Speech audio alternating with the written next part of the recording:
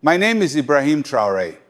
I serve as the president of Burkina Faso, a land in West Africa where the soil is dry, but the spirit of the people is strong. I was born among ordinary families who worked hard every day to survive. From a young age, I understood something simple yet powerful. Leadership is not about power, it is about responsibility. Over the years, I have watched my continent struggle with many burdens. Some came from history, some from outside forces, and some from the failures of our own leaders. Among these problems, corruption has always been one of the deepest wounds. When leaders forget the people they serve, entire nations suffer, hospitals remain unfinished, schools collapse, farmers lose their land, children grow up without opportunity. Wealth that belongs to the people disappears into hidden accounts. According to international studies, Africa loses more than $148 billion every year because of corruption. That number is so large, it is difficult to imagine. But when you translate that number into human lives, it becomes very real. It means villages without clean water. It means roads that were promised but never built. It means families who pray for help that never arrives. Because of this reality, many African leaders began discussing a new path. We knew that our continent could not rise if corruption continued to poison our institutions. So a historic meeting was organized. On the 9th day of March, more than 40 heads of state and government leaders gathered in the city of Niamey in Niger. The meeting took place at the Sahel Governance and Leadership Center, a place created specifically for conversations about the future of Africa. The theme of the conference was simple but powerful: integrity and leadership in Africa. We gathered to discuss how to fight political corruption, how to protect national resources, and how to create transparency in the finances of our nations. Every leader in that room understood the weight of the moment. The Sahel region had faced war, instability, and poverty for many years. But many of us believe that the greatest battle was not only against enemies with weapons, it was against dishonesty within leadership itself. I traveled nearly 1,000 kilometers to attend that meeting. The journey from the presidential residence to the Sahel Center required a long convoy supported by armored vehicles and helicopters for security. The entire trip lasted around 4 hours. By the time we arrived near the conference location, I had already spent many hours in discussion, briefings, and planning. My body was tired from the long travel and the constant pressure of leadership. The Sahel desert stretched around us like an endless ocean of sand. The sun was heavy in the sky, and the heat pressed against the windows of the convoy vehicles. At some point during that journey, exhaustion overcame me. I leaned back in my seat. The sound of the engines faded. My eyes closed. And what happened next is something I have never forgotten. It began like a dream, but what I saw did not feel like a dream at all. It felt like a message that every leader in the world must one day understand. A message about judgment and about truth. The morning of the journey began before the sun had fully risen above the horizon. In the Sahel region, the dawn arrives quietly. The sky slowly changes from deep blue to a pale orange, and the wind carries the dry scent of the desert across the land. It is a landscape that teaches patience and endurance. That morning, I stood near the window of the presidential residence and looked out across the quiet city. Even before leaving, I knew the meeting ahead would carry great weight. More than 40 African leaders were traveling to Niamey that day. Some came from coastal nations, others from deep inland regions. We all carried different histories and different challenges. Yet we shared one common question: how could Africa rise if corruption continued to weaken our foundations? This was not going to be a symbolic meeting. It was meant to be a moment of reflection and accountability. My security team had already prepared the convoy hours earlier. Because of the political tensions in the region, every movement of a head of state required careful planning. The journey from Burkina Faso to the Sahel Governance and Leadership Center in Niamey would be long. Nearly 1,000 kilometers separated us from the conference location. To ensure safety, the convoy included several armored vehicles designed to withstand attacks. Helicopters were also assigned to escort the convoy from above. Such precautions are necessary in our part of the world. Yet, despite the security surrounding us, the deeper battle we were traveling to confront was not fought with weapons. It was a battle for moral leadership. As the convoy began to move, the city slowly disappeared behind us. The paved roads eventually gave way to long stretches of desert highways. Villages appeared from time to time along the road, small communities built from clay, stone, and determination. I watched farmers already working in the fields despite the early hour. I saw children walking long distances to reach their schools. These images stayed with me during the entire journey. They reminded me why leadership matters. Every decision made by a leader eventually touches the lives of people like them. A contract signed in a government office may determine whether that village receives electricity. A corrupt deal made in secret may decide whether that school ever receives books. As the convoy continued deeper into the Sahel region, the heat began to rise. The desert sun has a way of pressing down on everything. Inside the vehicle, the air conditioning worked quietly, but outside the land shimmered under waves of heat. The engines of the convoy hummed steadily as we continued forward. The total journey would take about 4 hours. During that time, I reviewed documents related to the conference. Reports about corruption across the continent filled the pages. One report mentioned that in many developing nations, more than 25% of public funds are lost through corruption and financial mismanagement. When you read numbers like that, you begin to understand the scale of the problem. Imagine building 4 hospitals and watching one disappear into private pockets. Imagine a quarter of every national budget never reaching the people it was meant to serve. These thoughts weighed heavily on my mind. The convoy continued moving through the desert. Hours passed. We crossed long stretches of open land where the horizon seemed endless. The Sahel region can be both beautiful and unforgiving. There are moments when the silence of the landscape feels almost spiritual. It was during one of those long, quiet stretches that exhaustion finally began to settle over me. Leadership is not only physical work. It is also the constant burden of decisions, responsibilities, and expectations. For days leading up to the conference, I had been meeting advisors, military officials, economists, and diplomats. Each conversation carried its own urgency. By the time the convoy was approaching Niger, my body was beginning to feel the weight of those days. The steady vibration of the vehicle made it harder to stay fully alert. I leaned back in my seat for a moment. Outside the window, the desert stretched endlessly beneath the blazing sky. Inside the vehicle, the sound of the engine blended with the quiet radio communications from the security team. I closed my eyes, intending only to rest for a few minutes. But fatigue has its own power. Slowly, almost without noticing, I drifted into sleep.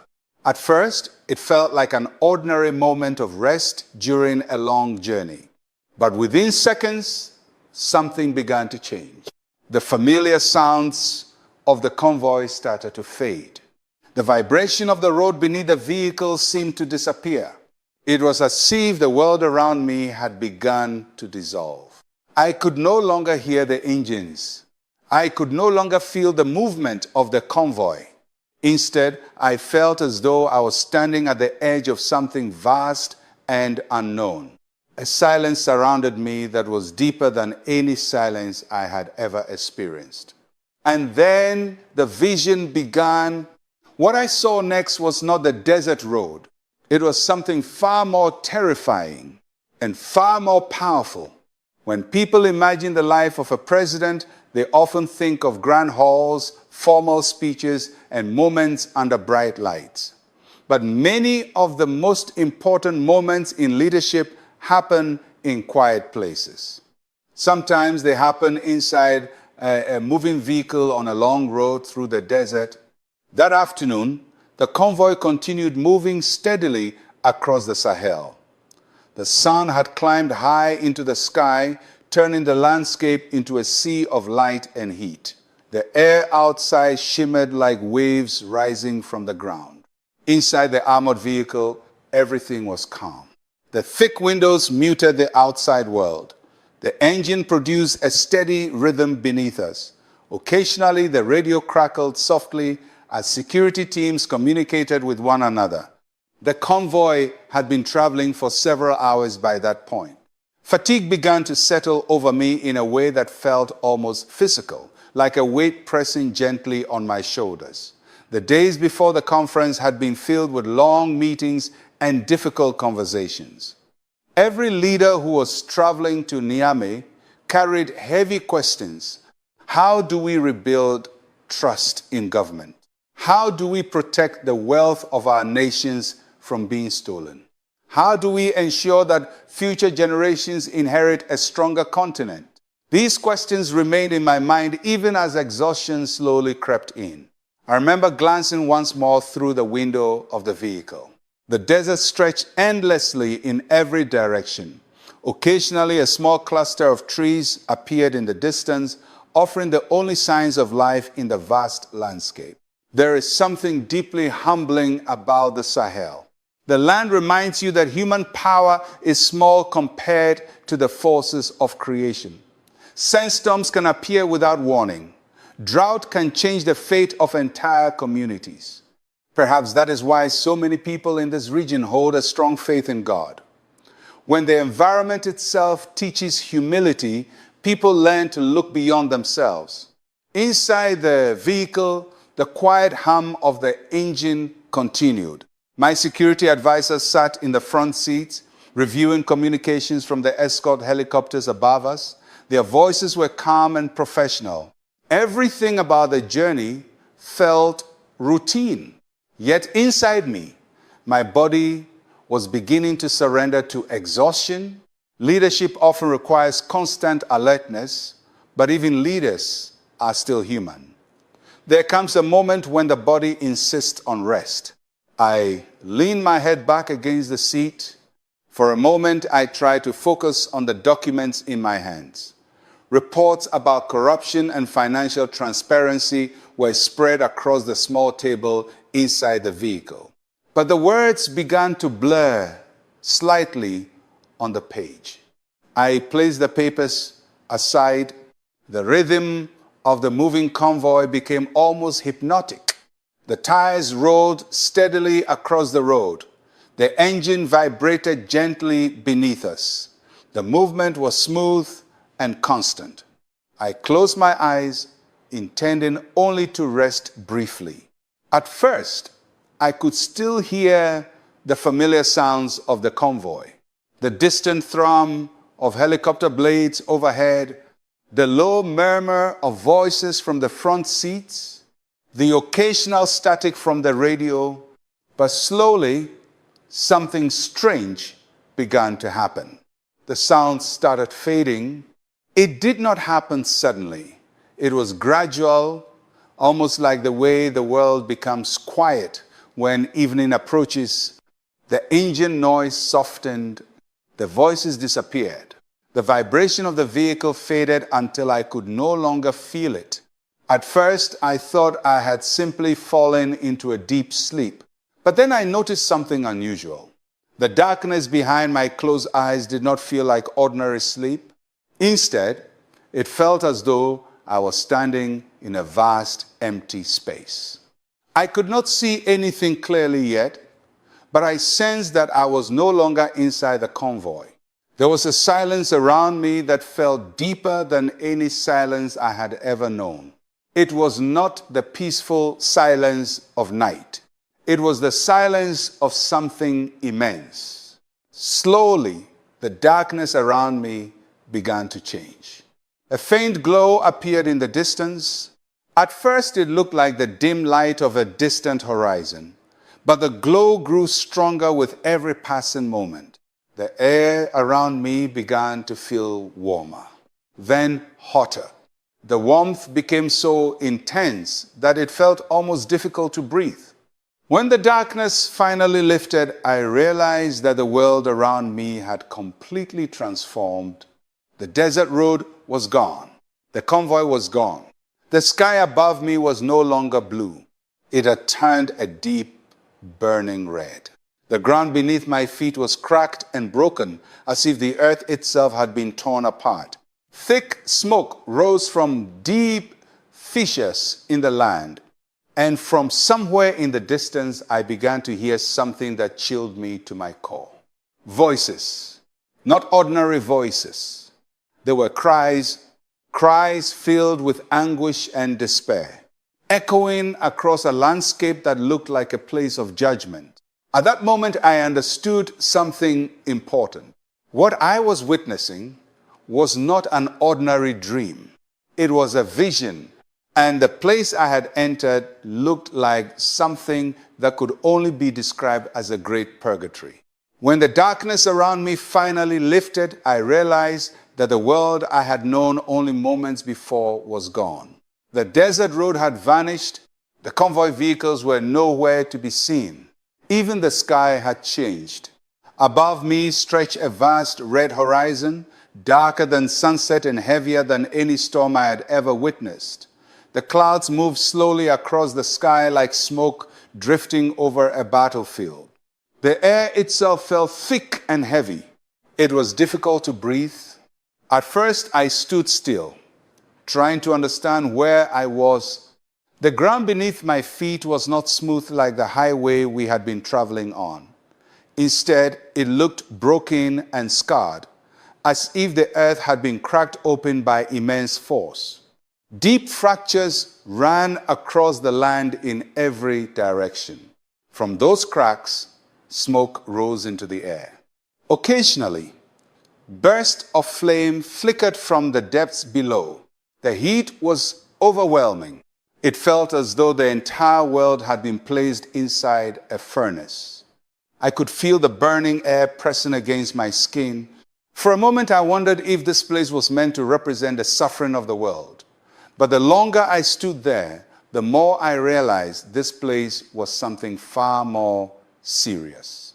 This was a place of judgment, a place where truth could no longer be hidden. The silence around me was unsettling. It was not the peaceful silence of a quiet night. It was the silence that comes before something terrible is revealed. Then, slowly, I began to hear something in the distance.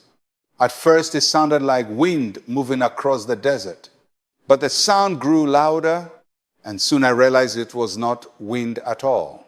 It was the sound of voices. Many voices. They echoed across the cracked landscape, rising and falling like waves crashing against rocks. But these were not ordinary voices. They were cries. Cries filled with pain. Cries filled with regret. Cries that sounded like people calling out for mercy. The sound moved through the air in a way that made my heart grow heavy. I began walking forward carefully, stepping over the broken ground. With each step, the cries became clearer. Some voices sounded desperate. Others sounded exhausted, as though they had been crying for a very long time. The smoke drifting across the land made it difficult to see clearly. Yet shapes slowly began to appear through the haze. Silhouettes of people standing in the distance. At first, they looked like shadows moving across the red horizon. But as I moved closer, I realized they were not shadows, they were human figures. Some stood alone, others were grouped together. All of them appeared trapped within this strange and terrifying place. The closer I walked, the more details became visible. Some of the people were surrounded by flames rising from the cracked earth beneath them. Others knelt on the ground as though carrying unbearable weight on their shoulders. The atmosphere was filled with an overwhelming sense of sorrow. I felt a deep heaviness in my chest as I watched them. There was something about this place that felt both terrifying and revealing. Nothing could be hidden here. Every action, every decision, every secret. It seemed as though everything was being exposed. The ground shook slightly beneath my feet. The smoke shifted in the air. Then suddenly the light around me changed. Until that moment, the entire landscape had been illuminated by a dull red glow from the burning sky, but now another light appeared. At first it was faint, a soft glow in the distance. But the glow grew stronger with every passing second. Unlike the red light surrounding the land, this new light was pure and brilliant. It shone like the rising sun after a long night. The moment that light appeared, something remarkable happened. The oppressive darkness of the place began to retreat. The smoke parted, the flames dimmed slightly, and the cries that echoed across the land suddenly became quieter. I turned toward the source of the light. It was coming from a single point beyond the broken landscape. The brightness grew until it illuminated the entire horizon. Then, within that light, I saw a figure. At first, I could only see the outline, but as the light expanded, the figure became clearer. The presence carried a power that was impossible to ignore. It was not the power of force or violence. It was something far greater: authority, compassion, and truth. The figure stepped forward. The light surrounding him pushed back the darkness across the land. The flames seemed to bow away from his presence. The cries of suffering quieted, and in that moment, deep within my spirit, I understood who stood before me. It was Jesus. When the light grew stronger, the entire landscape began to change. The red glow that had filled the sky moments earlier started to fade, pushed back by a brightness unlike anything I had ever seen. It was not the harsh light of fire or the burning light of the desert sun. It was pure. It carried a calm authority. And as the light spread across the cracked ground, the smoke slowly moved aside as if making way for something holy. The figure standing within that light stepped forward. At first, I could only see the outline of a man surrounded by brilliance. The brightness made it difficult to focus my eyes, but as he moved closer, the form became clear. He was dressed in a robe that shone white like the light of the morning sun reflecting on water. The garment seemed almost alive, glowing with a radiance that illuminated the dark land around him.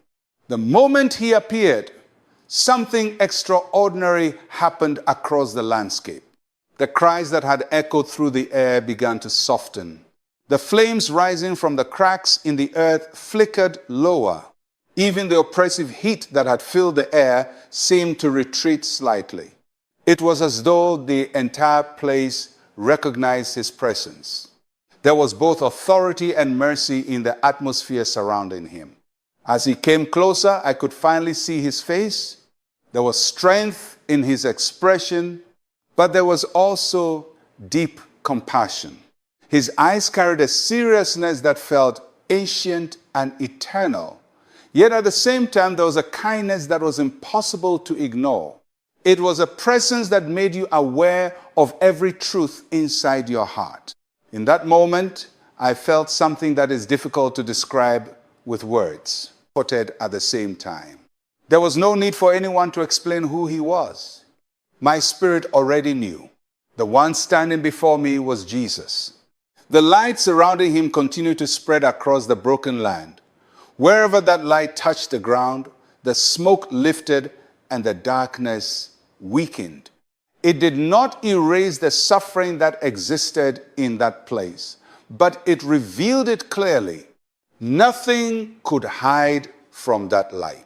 Not secrets, not lies, not the hidden actions of powerful people. For a moment, neither of us spoke. The silence between us was not uncomfortable. It was sacred. I felt as though every part of my life, every decision I had ever made, stood openly before him. Yet instead of fear, I felt something else growing inside me. Understanding. Jesus looked across the vast landscape where the suffering figures stood. Then he looked toward me. His voice, when he spoke, was calm and steady, but every word carried immense weight. Look carefully, he said. His voice did not echo loudly, yet it seemed to fill the entire horizon.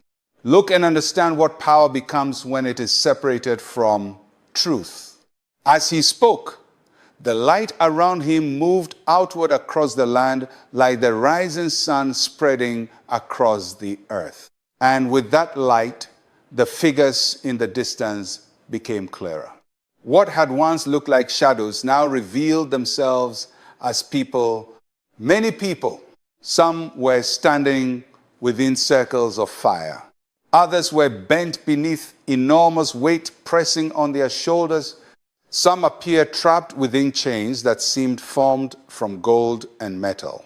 Their faces were filled with anguish, but something about them felt strangely familiar. I stepped forward slowly, trying to see more clearly. The light of Jesus continued illuminating the land. The figures became even clearer, and suddenly I understood something that shocked me. These were not ordinary people. Many of them had once been powerful. Some had worn crowns. Some had led nations. Some had controlled wealth and armies. They were leaders who had once held authority over millions of lives. But now they stood exposed in a place where their titles meant nothing. Jesus raised his hand slightly, and the light shifted again. Scenes began to appear in the air around us like living memories. Images of past decisions, moments where power had been used selfishly, moments where entire nations had been betrayed for personal gain. The vision was not meant to entertain. It was meant to reveal. Jesus looked toward me again. His voice remained calm, but there was unmistakable seriousness within it. These are the leaders who forgot the people entrusted to them. His words moved through the air with the weight of truth. They took what belonged to the poor. They sold what belonged to their nations. They believed their power would hide their actions. I felt a deep heaviness in my chest as I watched the suffering figures across the land. Some of them cried out. Some begged for relief. Some simply stood in silence, their faces filled with regret. And at that moment, I realized that the vision was not only about them. It was a warning for every leader who still walks the earth today. Jesus looked once more across the landscape of judgment. Then he spoke again. Come, he said, there is more you must see. When Jesus spoke those words, the light around him expanded even further across the land. The landscape that had once seemed hidden beneath smoke and darkness was now clearly visible. The cracked ground stretched endlessly, and the suffering figures that stood across it could now be seen in painful detail. I walked beside him slowly. With every step forward, the reality of what I was seeing became harder to ignore. The people standing in that place were not strangers to power. Their clothing, their posture, even the symbols they carried revealed who they once were. Many of them had worn the authority of leadership in their lifetime. Some had governed nations. Some had controlled enormous wealth. Some had been celebrated by crowds and praised by supporters. Yet here, none of that power protected them. Titles had vanished. Status had disappeared. All that remained was truth. One of the first figures I saw stood inside a ring of flames rising from the broken earth. The fire did not consume him instantly, yet it burned constantly around his body. His face showed deep anguish. He reached outward as if searching for escape, but the flames followed him wherever he tried to move. Jesus looked toward the man and spoke quietly. He took from the hungry. As those words were spoken, images appeared in the air above the man. I saw scenes from his life: a government office, large stacks of documents on a desk, hidden payments passed between powerful individuals, public funds that were meant to build schools and hospitals had been diverted into private accounts. I saw villages where children studied under trees because classrooms had never been built. I saw mothers walking miles to reach medical help that should have existed in their own communities. Every stolen dollar had created suffering somewhere else. And now those actions were visible for all to see. We continued walking. Another figure appeared before us. This one wore a crown. But the crown was unlike any royal symbol I had ever seen. It was made of heavy gold, thick and massive. The weight of it forced the man's head downward. He struggled to stand upright beneath it. Every attempt to lift his head caused the crown to press even harder against him. Jesus looked at the crown. Power was given to him, he said. Then the light shifted again. Scenes appeared showing the leader standing before crowds during his lifetime. People cheered his name. They believed he would protect them. But behind closed doors, a different story unfolded. Contracts were signed that sold natural resources to foreign interests. Entire mines, forests, and oil reserves had been traded for personal profit. The wealth of the nation had been exchanged for private luxury. In the vision, I saw expensive houses far away from the land he once governed. I saw secret bank accounts hidden across the world. Meanwhile, the people he had promised to serve continued living in poverty. The golden crown on his head now represented the weight of that betrayal. The heavier his corruption had been, the heavier the crown became. We walked further across the land. The cries of suffering continued around us. Another group of leaders stood together near a deep crack in the earth. Chains bound their hands, but these were not ordinary chains. They were made from gold and silver. The very wealth they had pursued had become the prison that held them. I watched as they struggled to break free, but the chains tightened every time they tried. Above them, the air filled again with images from their past lives. Briefcases filled with money exchanged in secret rooms. Government contracts manipulated for private gain. Deals signed that allowed foreign corporations to take resources while the people received almost nothing in return. Each action appeared like a piece of evidence. Nothing had been forgotten. Nothing had been erased. Jesus stood beside me quietly as these scenes unfolded. His expression was not one of anger. It was something deeper, sorrow. As we continued walking, I realized something else. The leaders in this place came from many parts of the world. Some were from Africa, some from other continents, some from nations considered rich and powerful, others from countries still struggling to grow. Corruption had not been limited to one region. It had touched many places. The forms of corruption were different, but the consequences were the same. People suffered. Nations weakened. Trust collapsed. Jesus turned toward me. His voice remained calm. Leadership is not ownership, he said. It is stewardship. The word echoed in my mind. Stewardship, to care for something that belongs to others, to protect what has been entrusted to you. In that moment, I understood why the vision was being shown to me. It was not simply about the leaders who had already fallen. It was about those who still held power today. Every president, every minister, every official entrusted with responsibility, every decision made in government offices carries consequences that may last generations. The land around us continued revealing the results of those decisions, and the message became clearer with every step. Power used for personal gain creates suffering that cannot remain hidden forever. Sooner or later, truth appears. Jesus stopped walking and looked toward a new area of the broken landscape. Now, he said softly, you must see the evidence. When Jesus spoke those words, the light around us shifted again. The landscape did not disappear, but something new began to unfold in the air above the broken ground. It was as though invisible pages were being opened before my eyes. Scenes began to appear one after another. Not illusions, not symbols, but clear moments from the lives of those leaders who stood suffering across the land.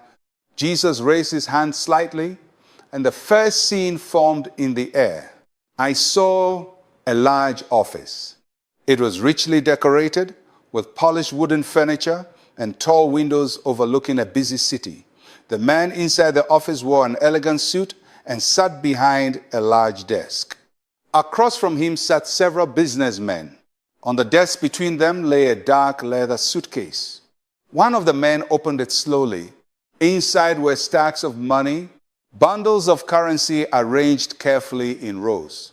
The man behind the desk hesitated only briefly before nodding his approval. The suitcase closed. Hands were shaken. A deal was made. The scene faded. Jesus looked toward me.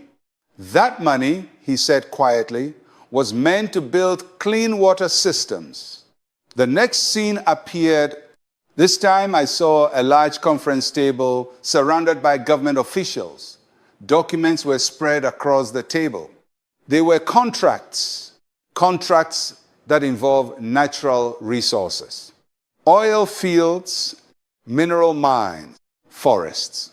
The people around the table spoke confidently, smiling as they signed papers. But the terms of those agreements were deeply unfair. The nation that owned those resources would receive only a small fraction of the profit. Most of the wealth would leave the country. And in exchange for approving the deal, certain officials received secret payments deposited into foreign bank accounts. As the vision continued, those bank accounts appeared clearly in the air. Long rows of numbers, names hidden behind shell companies, money transferred through distant financial institutions. Some accounts held millions, others held hundreds of millions, all of it hidden from the people who had trusted their leaders. Jesus spoke again. Nothing hidden from the people is hidden from heaven. The words echoed across the broken land. Another scene appeared. This one was harder to watch. I saw a small rural village. The houses were simple structures built from clay and wood. Children sat outside beneath a tree holding worn notebooks. There was no school building. A teacher tried to write lessons on a piece of board resting against the tree trunk. Nearby, a woman carried a child who appeared very sick. She walked slowly down a dusty road searching for medical help, but there was no clinic nearby. The nearest hospital was many miles away. As I watched the scene, another image appeared beside it. A luxury home far away in another country. Large swimming pools, marble floors, private security guards at the gates. The house belonged to the same leader who had diverted funds meant for hospitals and schools. The contrast between those two scenes felt like a wound. I could hear the distant cries of the suffering figures around us growing louder again. Their voices carried regret. Not all regret comes too late, but in that place it had. Jesus continued revealing the evidence. One scene showed a private jet landing at a remote airport late at night. Another showed a meeting inside a luxury hotel where officials negotiated deals that ignored the welfare of their own citizens. Then I saw rooms filled with filing cabinets containing secret documents. Each document represented a decision that had shaped the fate of thousands of people. Bribes, illegal contracts, misused public funds. Every action left a trace. Every decision created consequences. And in this place of judgment, those traces had become evidence. Nothing could be erased. Nothing could be rewritten. The light surrounding Jesus made every truth visible. I turned slowly, looking across the vast land again. The leaders standing in suffering now seemed smaller than before. Not because their punishment had grown, but because the truth had exposed them completely. In life, they had hidden behind titles, behind wealth, behind influence. But here there were no speeches, no lawyers, no political allies, only truth. Jesus looked toward me once more. His voice was calm but firm. The suffering of the poor speaks louder than the excuses of the powerful. I felt those words deeply. The vision had shown more than individual crimes. It has shown a pattern repeated across many nations. Power given for service, but used for personal gain. And yet, the message of the vision was not only about punishment, it was also a warning. Because as long as leaders still walk the earth, there is still time to choose differently. Jesus turned slightly and looked toward the distant horizon. The warning must be heard, he said. Then he continued, and the leaders must understand. When the final images of corruption faded from the air, the land around us grew quiet again. The broken ground still stretched across the horizon.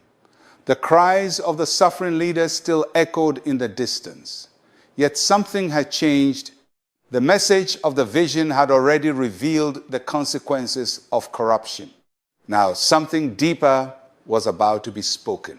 Jesus stood facing the vast landscape of judgment. The light surrounding him continued to push back the darkness, though the scars of the land remained visible. It was a reminder that truth does not erase history. It reveals it. He turned toward me slowly. There was a seriousness in his eyes that carried both warning and compassion.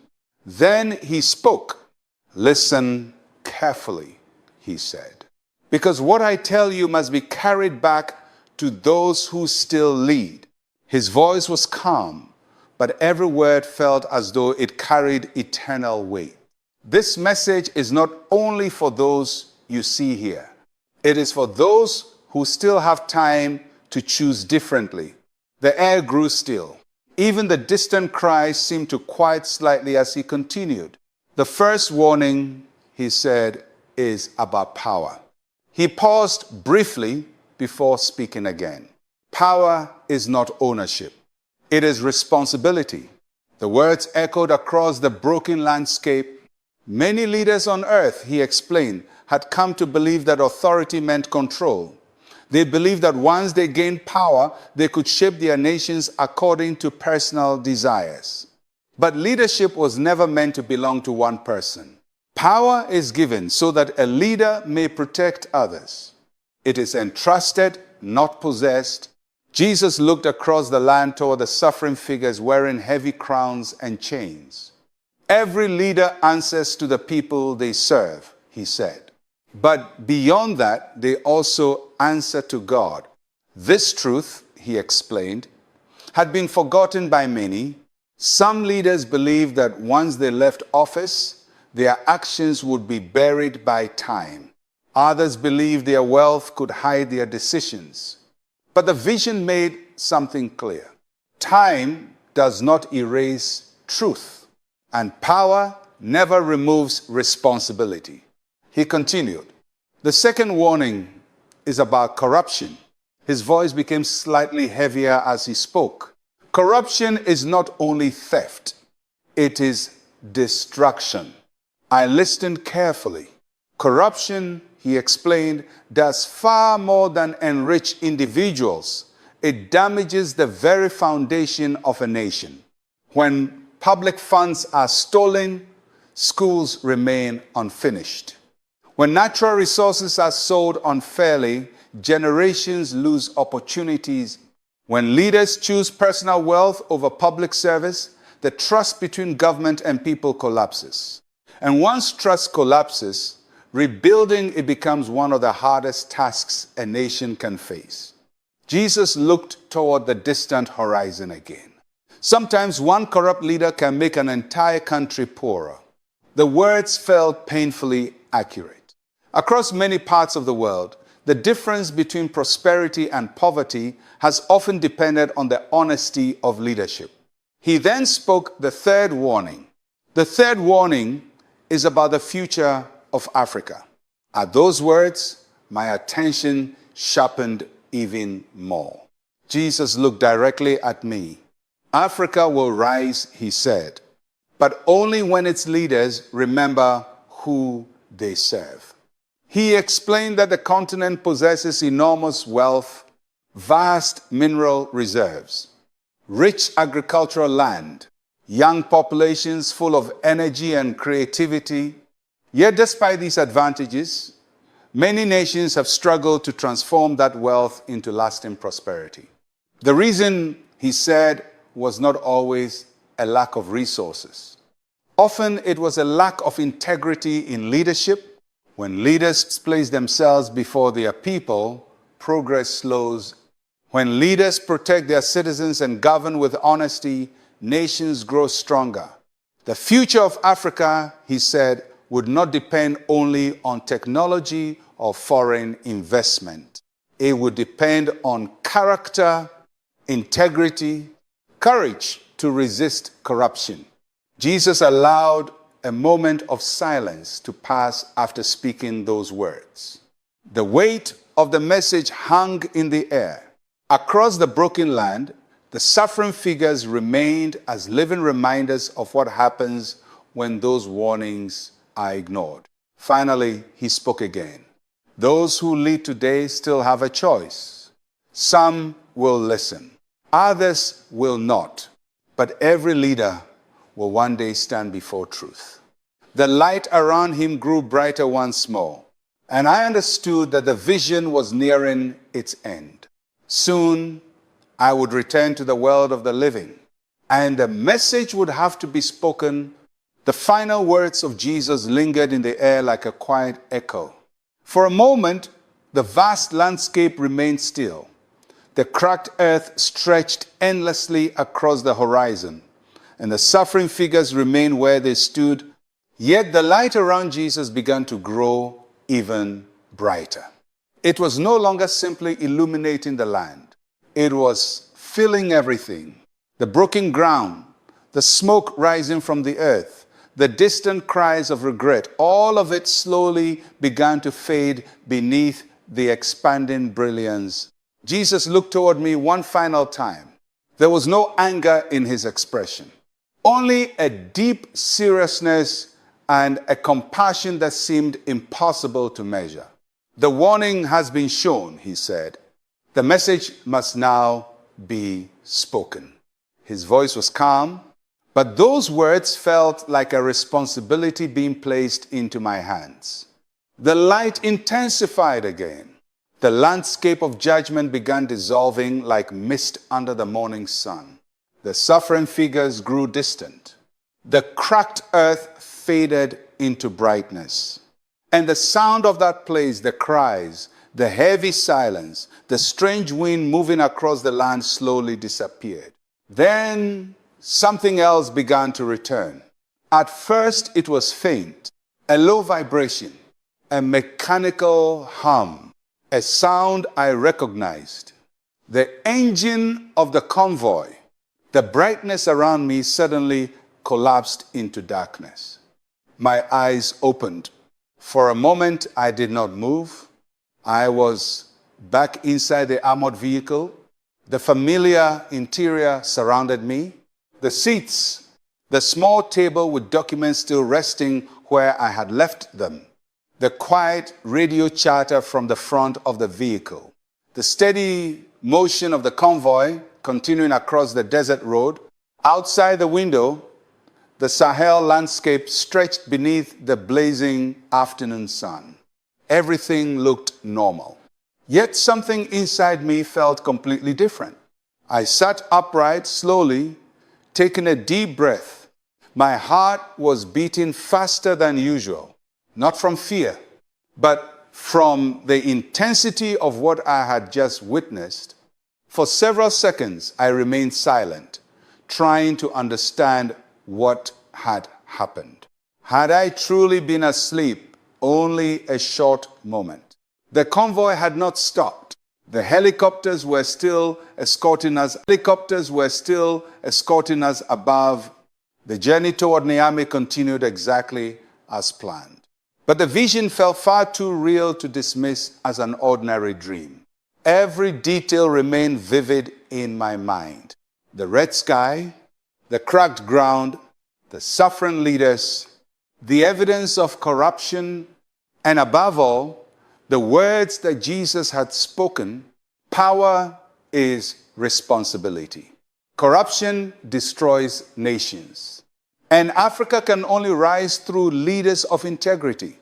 I turned slightly and looked out the window again. The desert rolled past quietly beneath the sun. In the distance, I could see villages scattered across the landscape, simple homes, small farms, people living their lives with hope and resilience. Those were the people leadership was meant to serve. Those were the lives affected by decisions made in government offices far away. The convoy continued moving forward.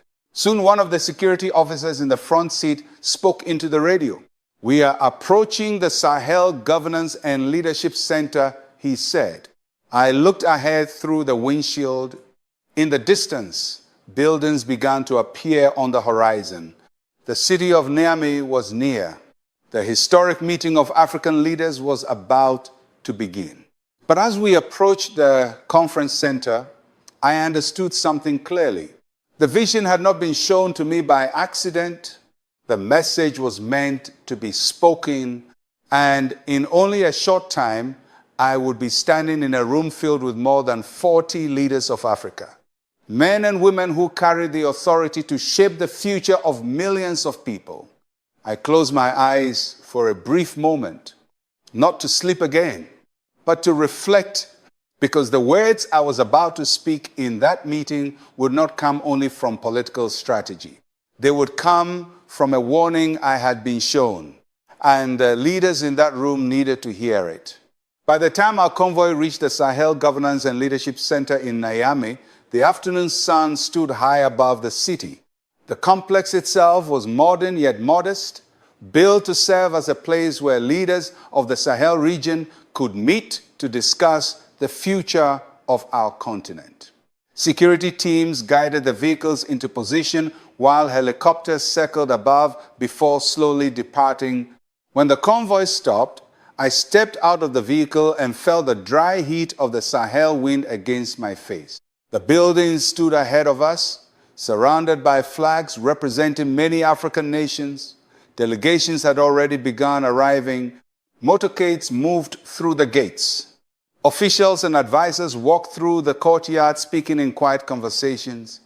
It was clear that something important was about to happen inside those walls. More than 40 leaders had gathered for this special conference. Presidents, prime ministers, government ministers, all had come to discuss the same urgent topic: integrity and leadership in Africa.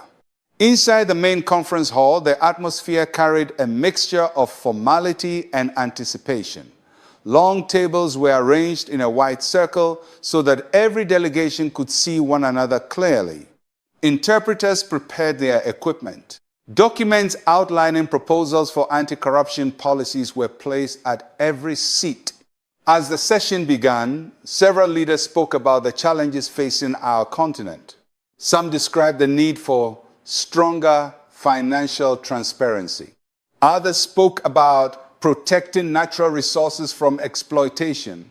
Many acknowledged a difficult truth: Africa could not build lasting prosperity if corruption continued to drain its wealth. I listened carefully as these discussions unfolded. The words spoken in that room were thoughtful and sincere. But as I sat there, the vision I had witnessed during the journey remained vivid in my mind. The cracked earth, the leaders burdened by crowns and chains, the scenes of stolen wealth and suffering villages, and the warnings spoken by Jesus. Eventually, the moment came when it was my turn to speak. The room grew quiet as I stood. I looked around the conference hall slowly. Before me sat leaders who represented hundreds of millions of African citizens. Each one carried enormous responsibility. Each one possessed the power to influence the future of entire nations. For a brief moment, I allowed silence to settle across the room. Then I began. My brothers and sisters, I said, we have gathered here to speak about integrity. The interpreters quietly translated my words into different languages across the hall. But integrity is not only a political concept, I continued. It is a moral responsibility. I spoke about the importance of leadership that protects the people. I reminded the room that power must always be accompanied by accountability. Because without accountability, authority becomes dangerous. Then I shared a truth that I felt compelled to express. There will come a day, I said slowly, when every leader must answer for the decisions they make. The room remained completely silent. Some leaders leaned forward slightly in their chairs. Others watched carefully without speaking. I did not describe the entire vision in detail, but I spoke clearly about its message. Corruption is not simply a political mistake, I said. It is a moral failure that harms entire nations. I explained that when leaders misuse public funds, they are not only stealing money, they are stealing opportunities. They are stealing schools from children. They are stealing hospitals from the sick. They are stealing futures from the next generation. I reminded the room of a sobering reality. Across many developing nations, more than 1/4 of public budgets disappear because of corruption and mismanagement. That money could have transformed communities. It could have built roads, schools, hospitals, and industries. Instead, it often vanishes into private accounts. As I spoke, I could see the expressions of many leaders changing. Some nodded slowly. Others remained still, reflecting on the words. Then I delivered the message that had been placed on my heart. Leadership is not ownership of a nation, I said. It is stewardship of the people. I paused before continuing. If Africa is to rise, It will not happen because of speeches. It will happen when leaders place the people before themselves. The room remained quiet for several seconds after I finished speaking. No one interrupted. No one rushed to respond. It was the kind of silence that happens when people are reflecting deeply. Finally, the discussion resumed. But the tone of the conversation had shifted. What followed next was something I did not expect. After I finished speaking, the conference hall remained silent. It was not the kind of silence that comes from confusion. It was the deeper silence that follows when something meaningful has been said and everyone present needs a moment to absorb it. More than 40 leaders sat around the circular table. Some leaned back in their chairs. Others looked down at the documents before them. A few simply stared forward, lost in their own thoughts. No one rushed to interrupt. For several seconds, the room held that stillness. I could see on many faces that the message had touched something deeper than political debate. Eventually, one of the senior leaders spoke. His voice was calm and thoughtful. He did not challenge the message. Instead, he reflected on it. He spoke about how corruption had weakened institutions across many countries. He acknowledged that even leaders with good intentions sometimes inherit systems that have been shaped by decades of dishonesty. Another leader followed. She spoke about the importance of transparency in government finances. She explained that corruption often thrives in darkness, where citizens cannot see how their resources are managed. A third leader spoke about the responsibility of protecting Africa's natural wealth, minerals, forests, agricultural land. These resources belong not only to the present generation, but also to those who will live on the continent long after we are gone. The discussion began to grow stronger. Leaders who had previously focused on technical policies now began speaking about moral responsibility, integrity, accountability, trust. Those words began appearing again and again in the conversation. One leader raised a powerful point. He reminded the room that Africa is one of the richest continents in natural resources, yet many of its people still live in poverty. That contradiction, he said, could not continue. Another leader added that corruption not only damages economies, but also destroys public confidence in government. When citizens stop believing in their institutions, instability often follows. The room nodded in agreement. For the next hour, the discussion moved deeper than many conferences usually do. Instead of only debating policies, leaders spoke about principles. How do we create systems where corruption becomes difficult to hide? How do we strengthen institutions so that public funds reach the people they are meant to serve? How do we ensure that leadership positions are treated as responsibilities rather than opportunities for personal wealth? Eventually, the conference moved toward a decision. A proposal was placed before the room. It called for stronger cooperation among Sahel nations in fighting corruption, shared financial oversight, more transparent reporting of national budgets, stronger protection for public resources. The proposal also emphasized something important. Integrity in leadership must become a cultural expectation across the region, not only enforced by law, but expected by citizens. After further discussion, the proposal was accepted.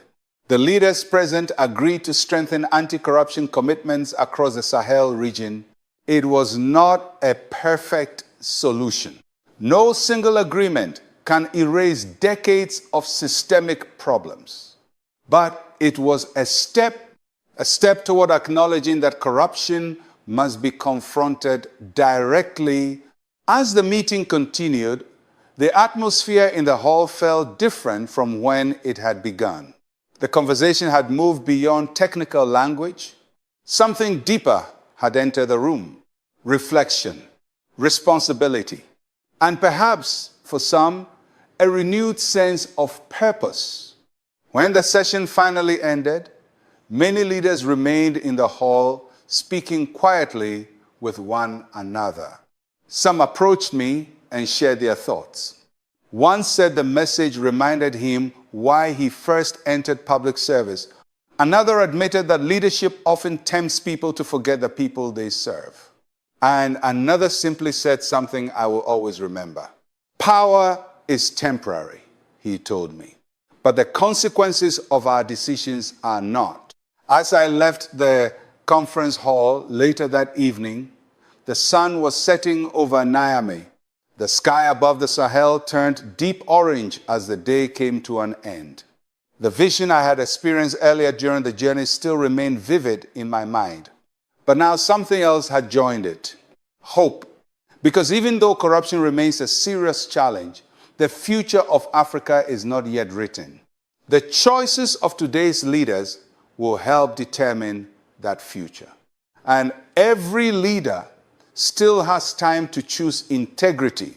That evening, after the conference ended, I remained alone for a short time.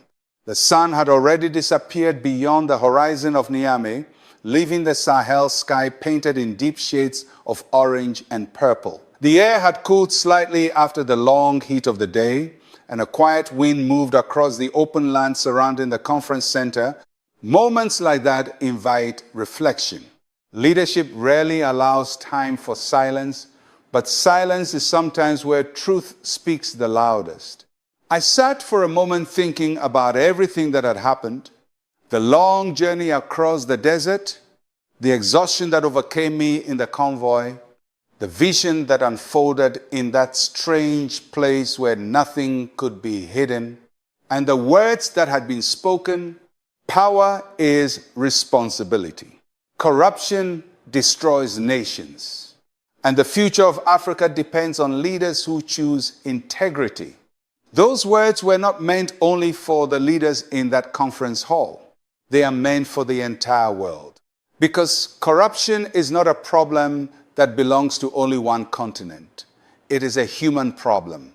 It appears wherever power exists without accountability. It appears wherever leaders forget that authority is meant to serve others. But the opposite is also true. Where integrity exists, nations grow stronger. Where honesty guides leadership, trust grows between governments and citizens. Where leaders protect the resources of their nations, entire generations benefit. Africa stands today at an important moment in its history. Our continent holds immense potential. Vast agricultural lands capable of feeding millions. Mineral resources that power modern industries. A young population full of creativity, ambition, and energy. The future of Africa does not need to be defined by poverty or conflict. It can be defined by opportunity.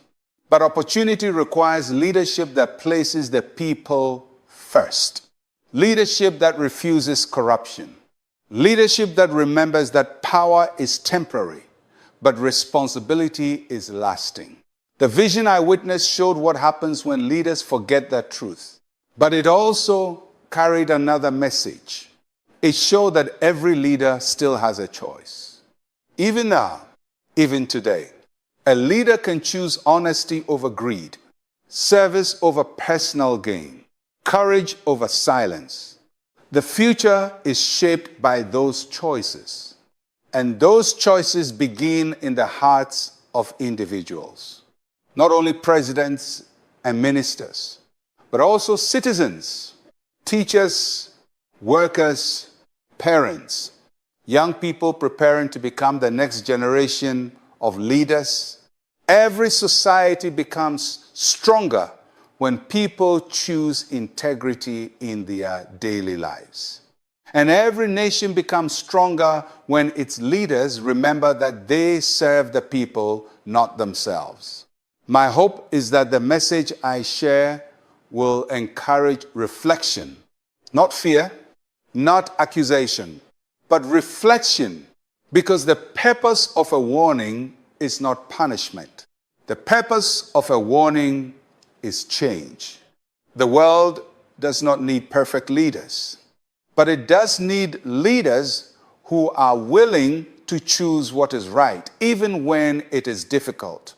Leaders who remember the poor, leaders who protect the future, leaders who understand that power is a trust given for a short time. And one day, every leader will stand before truth. As I left the conference center that night, I looked once more across the quiet land of the Sahel. The stars had begun to appear in the sky above Africa. In that moment, I felt something deeply within my heart, a mixture of responsibility and hope, because the future of our continent, and indeed the future of the world, is not yet written. It is still being shaped by the choices we make today. If you have listened to this story until this moment, I invite you to reflect on it. Share your thoughts, discuss these ideas with others, and continue seeking truth, because conversations about integrity and leadership must continue far beyond one conference hall. If this message has touched your heart, you may also consider following this channel so that these conversations can continue to grow. The more people reflect on these truths, the stronger our shared future can become. And before I close, allow me to leave you with a simple affirmation of responsibility and truth. I speak these words not with pride, but with conviction. I am Ibrahim Traore, President of Burkina Faso, and what I have shared with you comes from truth, as it was shown to me. I am Ibrahim Traore, President of Burkina Faso, and the message I have spoken is a message of truth. I am Ibrahim Traore, President of Burkina Faso, and the words I have shared are spoken with sincerity and responsibility.